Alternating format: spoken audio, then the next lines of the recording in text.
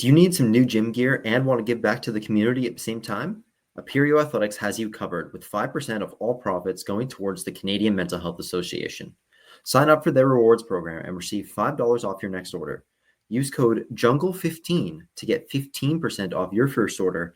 I got this brand new hoodie sent to me from Aperio Athletics, and I am absolutely loving it. I've been wearing it every single day. The quality is incredible, very nice and warm. It's perfect. And yeah, I'm just absolutely loving it. They sent me a shirt too, also very nice and breathable material. It's very high quality stuff. So thanks to Joel over at Aperio Athletics for that. And visit the Aperio Athletics online store at aperioathletics.com to claim the benefits and rewards waiting for you.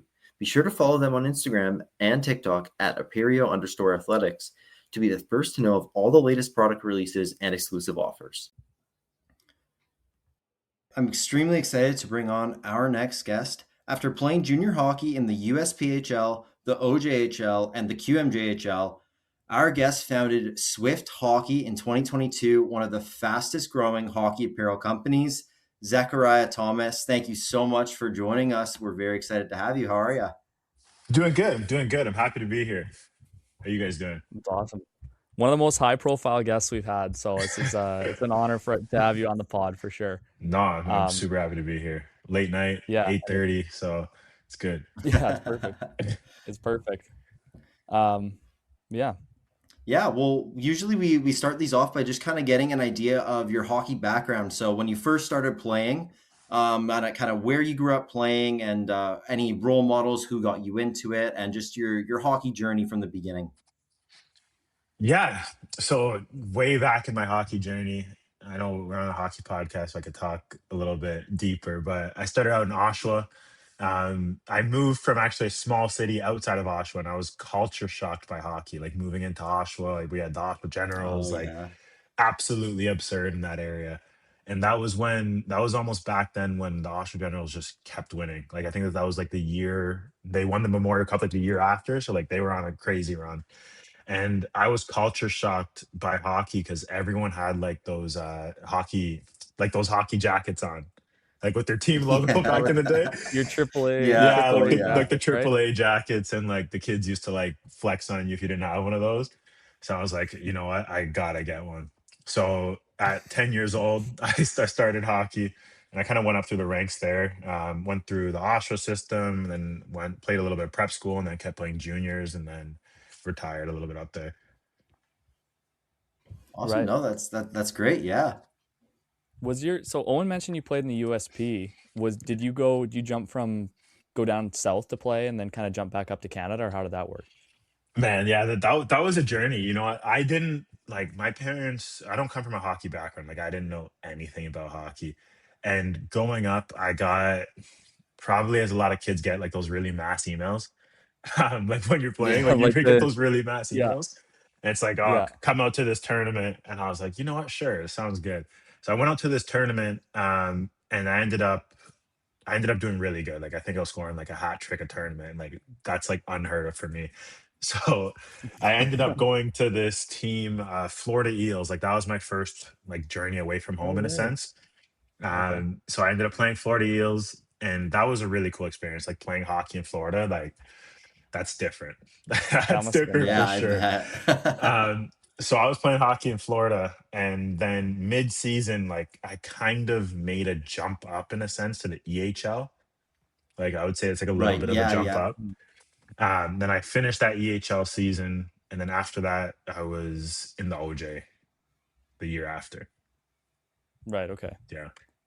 Okay, cool.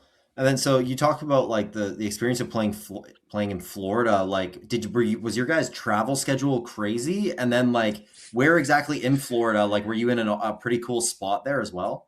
I've heard horror stories about this place, Owen, with the travel. So I'm excited to hear about this. Oh no, it was absolutely absurd. Like those are it haunts me to be honest. Like still even trying to think about it. Like I was going probably like we would have to go to Atlanta and all these places like 12-hour bus rides on like average, to be honest. Like that was the average. Yeah. Remember we went all the way up to like Mass one time too for like the end of the season tournament. and like they didn't stop. They didn't like they just changed bus drivers mid trip, and like everyone's sleeping on the bus. Yeah, I wouldn't suggest it, but yeah, playing in Florida, it's like it's wonderful. Like it's wonderful. It's wonderful. Yeah. Like waking up, and I live in Florida now, so like I kind Oh, of sweet. because I lived Okay. there, Yeah, okay. yeah, because I played hockey there. Like I was like, I gotta get back eventually. And every single day when I wake up, it's just nice and sunny and warm. So it's always nice. Yeah. It's a dream Oh, as a that's Canadian, awesome. dude. That's awesome. Yeah, Yeah, I for know. I sure. know. Yeah, it's been Well, That's and pretty good. good. then you end up playing it the next year in the OJHL. You have a pretty good year. The OJHL, obviously a very good league. So what was the jump like for you from the USP to the EHL to the OHL? And to the OJHL? And how did you end up getting, I guess, in contact with those guys and ending up in that league? Yeah, you know what? Throughout my whole career, I would, as any player would say, I would say I was always better than the stats showed for a lot of the times. And every single organization, other than that Florida team, every single organization I played on was horrible. Like it was actually like we did not win a game. Like we actually didn't win a game. Like even draft year when I was playing Oshawa, like we had one win. Like that was the draft year I dealt with. And then kept going on, just kept losing every single year. Even when I was in Caledon, like if we look at the goals for, goals events, like I think we had like 8 points. Like that's all we scored all season.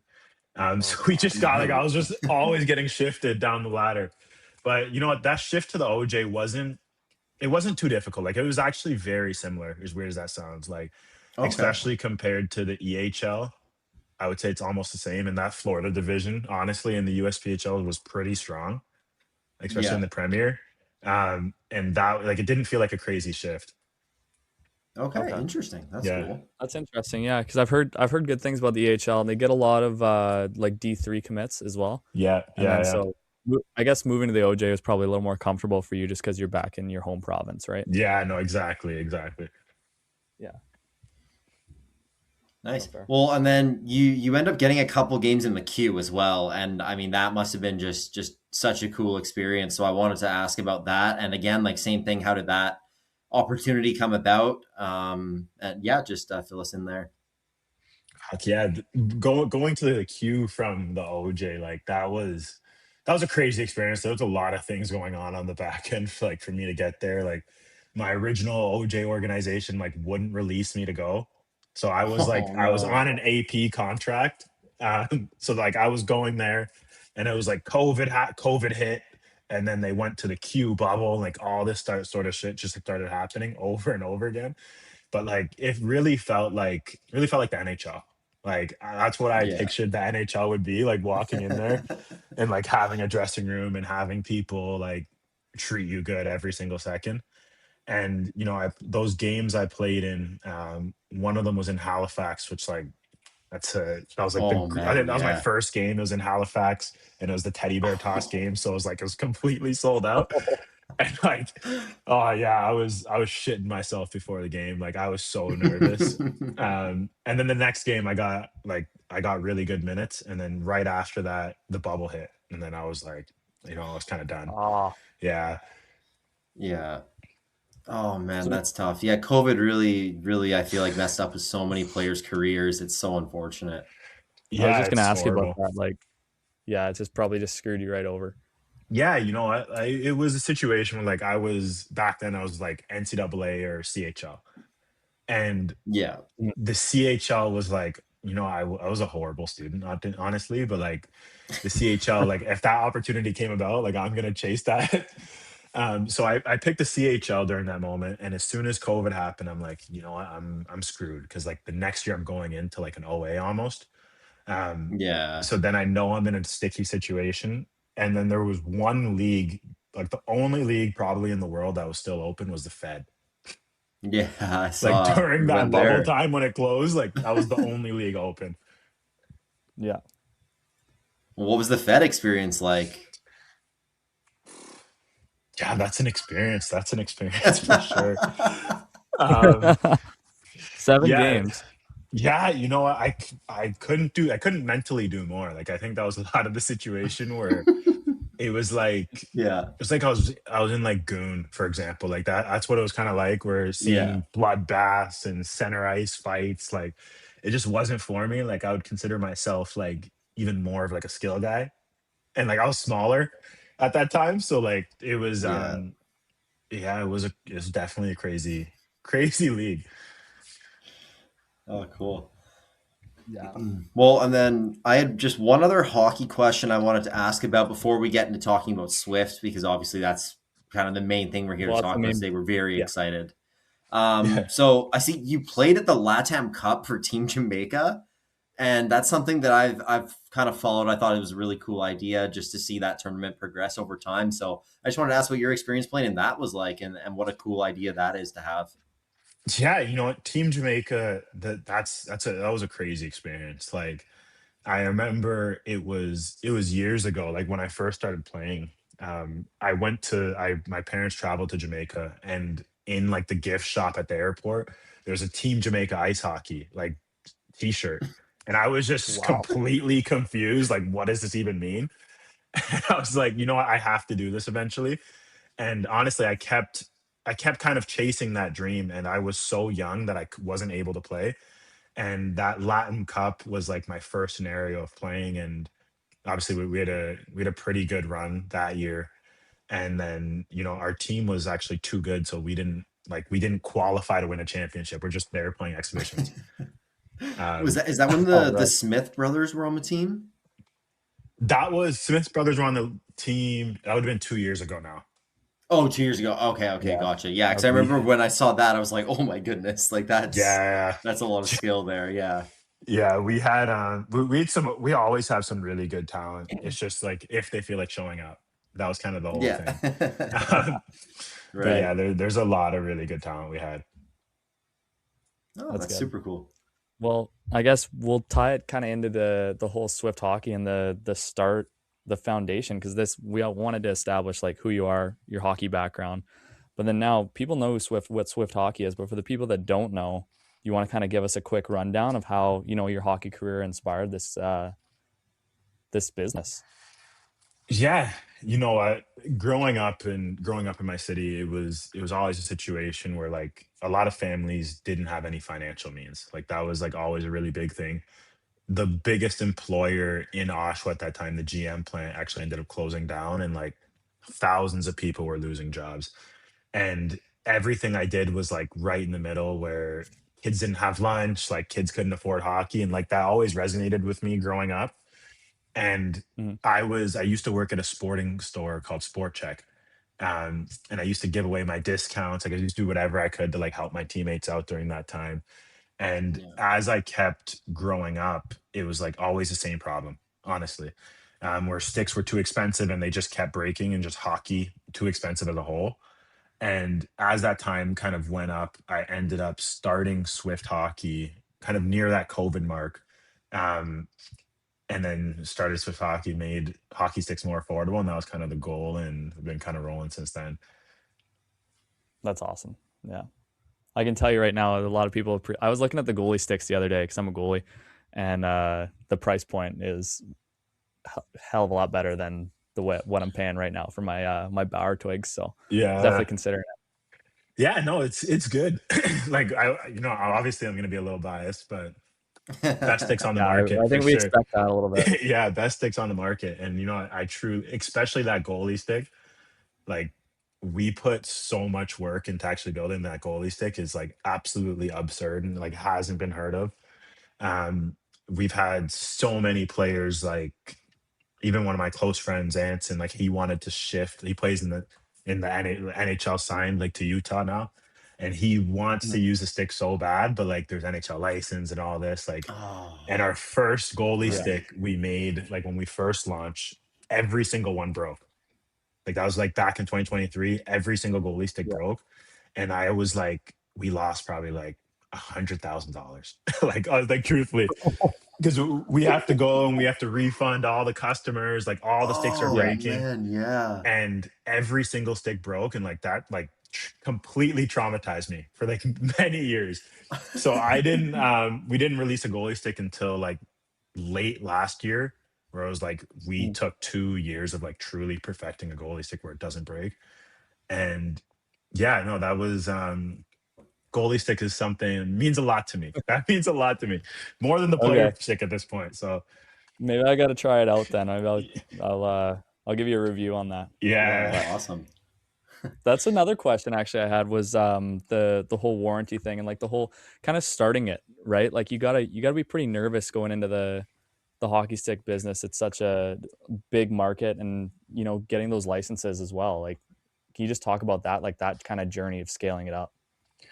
yeah. You know what? I would say like I was completely delusional. Like I would say, honestly, like, and I guess most entrepreneurs, most hockey players, like even when you're thinking as a kid, like, oh, you're gonna go to the NHL. Like I was completely delusional when it came to business, where I was like, I'm very confident I'm gonna be able to like take down some of these competitors. Like that was always my thing in my brain.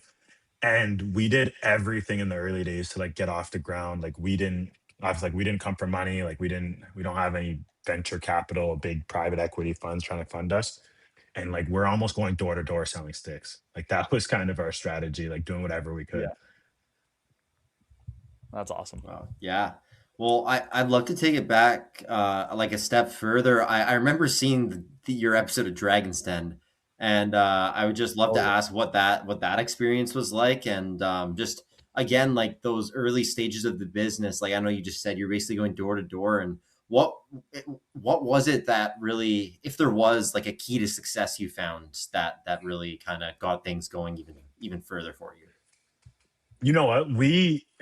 We have done everything to get out there. Like that was like our biggest Right.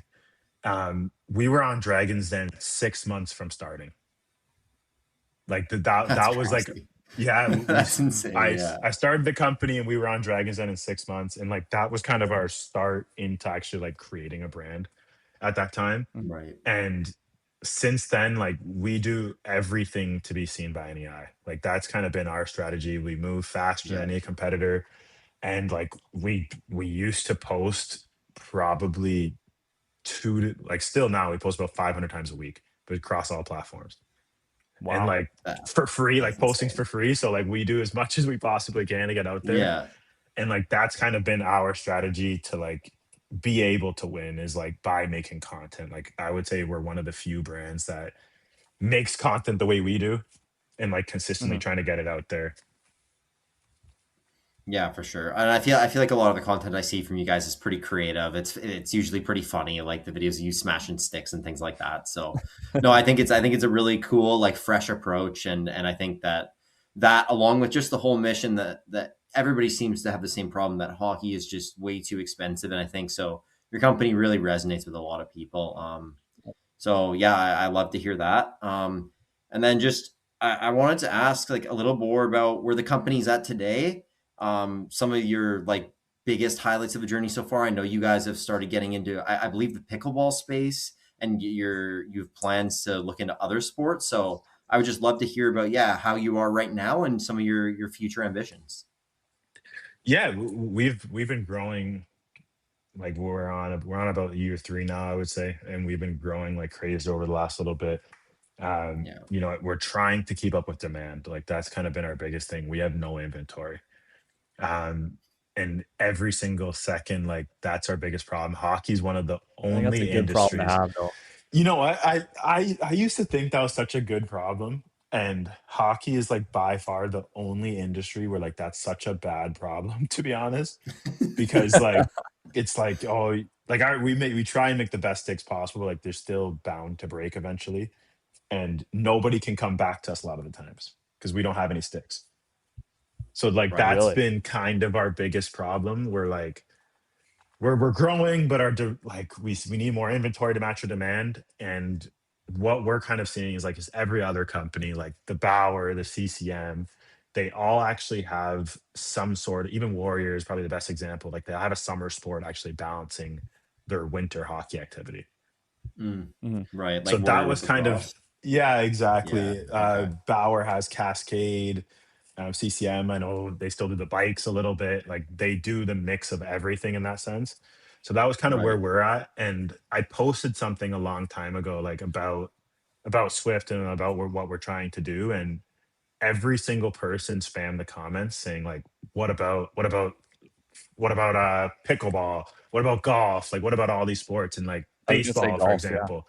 And like, I Yeah. didn't process that like other people are having this problem. Like a naive hockey player, like I was so locked in on just hockey, and like every single sport had this problem, and it was super eye opening to me. Where it's like that's where I want to be. Like that's what we need to do. Yeah, no, that's awesome. Joe, the Stanley Cup playoffs are here, and DraftKings Sportsbook, an official sports betting partner of the NHL, has a new customer offer. When the ice gets coldest, the best players in the world show you exactly who they are. Playoff warriors turn it up round by round, and DraftKings turns it up with them from the first round all the way to the Stanley Cup final. Bet player props, bet live, from opening faceoff to the final horn. Every moment mattered. New DraftKings customers bet just $5 and you'll get $100 in bonus bets instantly. Download the DraftKings Sportsbook app and use code THPN so you're ready for the moment. That's code THPN. Turn $5 into $100 in bonus bets instantly in partnership with DraftKings. The crown is yours. Gambling problem? Call 1-800-GAMBLER or 1-800-MY-RESET. New York, call 877-8-HOPE-NY or text HOPE-NY. Connecticut, call 888-789-7777 or visit ccpg.org. On behalf of Boot Hill Casino in Kansas, wager tax pass-through may apply in Illinois. 21 and over in most states. Void in Ontario. Restrictions apply. Bet must win to receive bonus bets which expire in 7 days. Minimum odds required. For additional terms and responsible gaming resources, see sportsbook.draftkings.com/promos. Limited time offer. That's amazing. I was gonna say golf, kind of untapped for hockey, but Owen, what else do we have? Well, yeah, and then I don't know, just or actually, sorry, I got one more specific one. You were recently named to the Forbes 30 under 30, which I thought was just that is so cool, and I just wanted to ask about the experience. Obviously, you got to do like a ton of media and probably had some really cool connections, and just tell us all about that experience.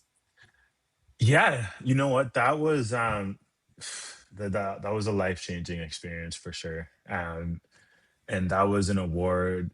I'm gonna be transparent. Like I really knew I was gonna win that award from early. Like I was still delusional, still a little bit delusional, but I was like, you know what? I'm gonna win that award one time before I'm 30, and like that was always like the biggest thing for me to like have that award.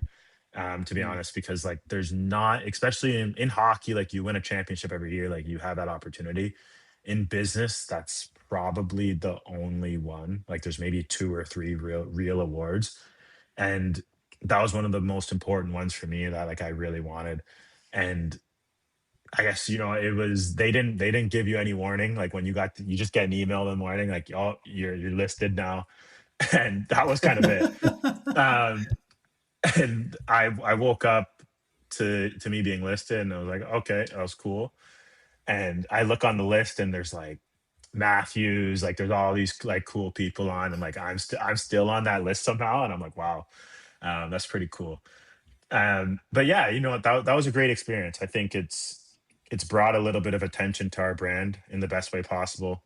I think a lot of these things, a lot of these press that we've been getting kind of makes us a more legit brand where like we don't have these big NHL players representing us. Like we don't have those things. And like these accolades and these articles kind of help us get there. I was just going to ask your I made it moment, but is that kind of clock up as the, okay, I'm pretty successful in this space, or was it a time before that? That was kind of like, what, this is like, this is my career. This is what I'm going to do for the rest of my life. I would say I knew it was something in probably month number 1 where I was, I went to Shinny. Like we didn't sell too many sticks. Like we didn't sell too many sticks at all. And I went to Shinny, which like, that's all I used to do. Like I used to be on the ice like 24/7. I went to Shinny, and like this guy was using my stick that I was about to play with. And like, that was like absolutely insane to me, like seeing something cool like that. Right. And like we probably only sold 100 sticks, and I'm like, yeah, we're really doing something. And this guy is like sitting there, he's talking a bunch of shit to me, and like he has my stick in my hand, he has no idea. And like that was like I was like, wow, like we must really be doing something. So that was kind of like the moment where like I knew like this could really work. Like that's where I really knew. And then, we've had so many accolades, kind of articles and press kind of going up That's since definitely Yeah, on then. the that's way. great. But that was definitely the eye-opening moment for sure. That's hilarious. That's awesome. Awesome. I kind of had a question about your current market. So obviously you being from Ontario, I know I see on your social media you have some CHL players using your sticks. I believe you have a PWHL player using your sticks now as well. So I was just wondering what kind of is your current market as far as where most people are buying your products from, as well as who are the people you do have representing your product right now, athletes and things like that. Yeah, we have a lot of NCAA athletes. Like that's kind of where our market is. Yeah. That's actually one of the few leagues that are actually allowed to use us, to be honest. We have a bunch of Okay. CHL players that love our product in the summer, but they can't take it back into season due to Yeah. their Bauer license that the league has. We're one of the main stick providers for the PWHL. So that was a great moment for us. And then Yeah. we have about 4 signed athletes in the PWHL. And then we just signed our first male pro athlete, Landon Halfway there. And he should get drafted. Our fingers we're betting on him to get drafted, but he should get drafted pretty high. He should get drafted pretty high in this year's NHL draft, and that should be our start into trying to break the Awesome. NHL in the best way. Oh, super cool. Yeah, I love to hear that. Would you say that's your biggest challenge though, is trying to get through the licensing aspect of things? Because CCM and Bauer, you always, whenever I'm going to look at my sticks, I'm always looking at CCM, Bauer, True, Yeah, yeah. right? It's those staples. So is your biggest kind of challenge almost betting on those athletes and kind of, getting yourself into that market? Yeah, I would say there's 3 brands that don't move at all. There's no wiggle room for them in a lot of these, especially in the CHL, where it's we put a I can't talk too much on it, but we tried very, very, Yeah. very hard to get in the CHL, and we were still not allowed. Even there was no financial dollar. There was nothing we could do to get in the CHL. Wow. And there's a lot of those barriers that will that's keep kind of holding us back every single second. Yeah. From being there, we're the big companies will they're just us, it's just them, and they don't want anybody else kind of breaking in. And we see that a lot with some of the competitors as well. When we look at Easton and Reebok, they all get bought out, and it's Yeah. because they don't let anybody kind of break in that barrier. And yeah, those licensing, the NHL licensing is possible. I do believe we should hopefully get that by this year or next season for sure. Awesome. But just big dollar figures. That's the best way to simplify it. Yeah. That's what I was going to say. Yeah, Yeah. really big The dollar level you figures. got to be putting out. Yeah, yeah. Fair enough. So, yeah, they're always questionable, and we have a bigger issue with our inventory before we try and really make a push there because we can't sell anymore. So that's kind of where Right. we're at. Yeah. Fair enough. Okay. Joe, do you got anything else you want to ask I have a before? good one to end on, Owen, if you want to go. Well, I was just gonna say if you have any just major stories, whether it's from your playing or your business journey, positive, negative, funny, learning experience, just anything that you'd like to kind of give a message What was the yeah. biggest learning experience that you had to go Yeah, through? sure. Yeah, we can go with that. That's a good point. Yeah. I Screw think up, because it's never gonna go perfect, right? it never goes perfect. You still think about it. Yeah, you know what? I was going back to my when I first started in business, I was I would say I was an entrepreneur at the age of 13. I was always selling bracelets and hats on Facebook, Snapchat, and at school. That was kind Yeah. of who I was as a kid. And when COVID kind of hit, I was about 17, 18 years old, where I started a bunch of e-commerce businesses. I was selling bracelets, teddy bears, hats, doing whatever I could to make a couple bucks. And that was kind of my start into business. And I failed so many business. That's why I was able to be okay from here. But I started so many businesses there. I failed so many. And I went on a couple businesses. I ended up selling that one business for a big lump sum of money. And I was about 18 years old, so sold that one business. And I went absolutely insane. Like I bought every little thing like any 18-year-old would buy with a lump sum of money. And I honestly I spent so much money that it burns me to like it's learning at the end of the day. That's how I have to look at it now. Yeah. But like I spent so much money that our company would have been in a whole different position if I was able to keep that. And like I Right. was like really buying, like I would go to the mall. These are true stories. Like I would go to the mall and like I would bring like my whole hockey team and buy every single, like I'd buy the store full of AirPods. Like I was buying everything. Oh my God. Um, Oh my gosh. and I was like, I couldn't control myself. And even my parents, like my mom was like, she knew what was going on, but like she let it happen because I was like, oh, this is learning. I wish she didn't, Yeah. but like it was like learning for me, or like I would have blew it later on.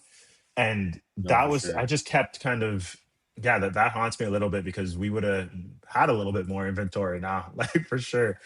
Um, so yeah, that's definitely one of my biggest learning experiences. And then I took a lot of that learning into Swift and hasn't spent any money, haven't made any dollars from Swift since then. And that's kind of been how I've been rolling. Yeah, that inspired me for another question. I got two questions. Okay. Yeah. First one, biggest thing that you bought after, financially you were stable. You were like, okay, I'm going to buy the AMG. I'm going to buy the Lambo or whatever. Like, what was the purchase where you're like, okay, like I feel bad making this, but like I'm still like, you know what, I'm fine. Yeah. Just a You fun know one. what? Honestly, I didn't realize how much I was spending until like my bank account was empty. Like it did, like that's kind of how it went. Where like I was going and we were eating at like the Keg, which is like a really nice restaurant Yeah. Yeah, we got the every gag. Yeah. single day. Yeah, we're eating it like four Every day. times a day, 4 times a day. Seriously, like No. we're eating it 4 times a day, and I was bringing like 10 to 15 people, and like I actually like I was just tapping the card nonstop. Like I had no idea what was going on, and Wow. that's where most of the money went. Like I bought a couple cars, I bought a bunch of watches, I bought a bunch of jewelry, Mm, um, and I bought everything possible. But it was like my biggest purchase, I would say, was like I didn't have any massive like obviously the cars were like pretty big purchases, but like mm. it was really the food. Like that's what really killed me. You Like know what? I going out. respect that. Yeah. Yeah. It was like I like I that. I ate good. I ate good for sure. Like I got up to like 240 at a time. Like I was eating really good. And after I lost all the money, I lost all the weight too. So it was a decent Yeah, fix. So All right. fair enough. Oh, Fair that's enough. And hilarious. And then Joe, Owen, sorry, you got one more? if you have one more, you can go. But I'm this all was good. fun. I'm all good, Yeah. man. You can finish My up with this one. my last one is your piece of business advice. For someone Hmm. who's Nice. 5 years younger than you, 10 years younger than you, looking to become an entrepreneur, be a business person. What's the number one thing that you kind of follow? yeah, I say this a lot, and this is probably pretty crazy take where it's like I wouldn't say entrepreneurship's for most people. And like Mm, for a lot of people to like go through the pain and the problems that I've kind of gone through to this point, I wouldn't say it's worth it for most people. Like I really wouldn't say it's really? worth it. Yeah. Okay. Okay. And most people, it's like nonstop pain. Like I have China here spamming me down, like everywhere I'm getting spammed down, harassed. And it's like trying to deal with that pain every single second and it doesn't stop. But there is a bunch of people that are built for it. Like that's what I would say. Like it's super glorified on the internet. You see a lot of these gurus and Hmm. they'll say, "Oh, you do Mm, this, you make a course and you'll become a billionaire in a couple of years." And like it's not as easy as it's shown for sure. okay. Um but I would say that the number one piece of advice I have is definitely speed. Like that was like the number one thing I was able to maximize at, I guess, a young age, is where like I had an idea and I had it out within a day. Like that was every little Right. Right. thing I did. Like I Okay. moved so fast. And every time I get on any sort of interview, any sort of podcast, like they're always so impressed by my age and like, how did I do it? But like, I just don't think. I know it sounds like absolutely insane, but like, I just don't think at all. And I just do it.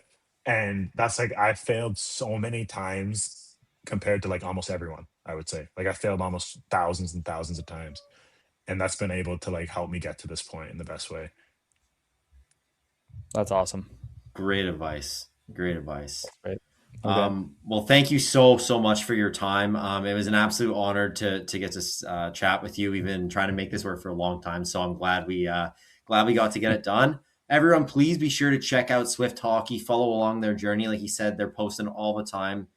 Great content, and obviously their goal, trying to make hockey cheaper and more durable sticks. It's fantastic. So thank you so much. And plug your stuff, man. Give me a message. Take us out of here right now. Yeah, for sure. Thanks for having me, guys. Swift Hockey on all platforms, Swift Sports on all platforms too now. And yeah, we're going for the win. We're gonna win. So that's the goal. That's awesome. Hell yeah. Awesome. Thank you so much. Thank you very much. Yeah, thanks, guys.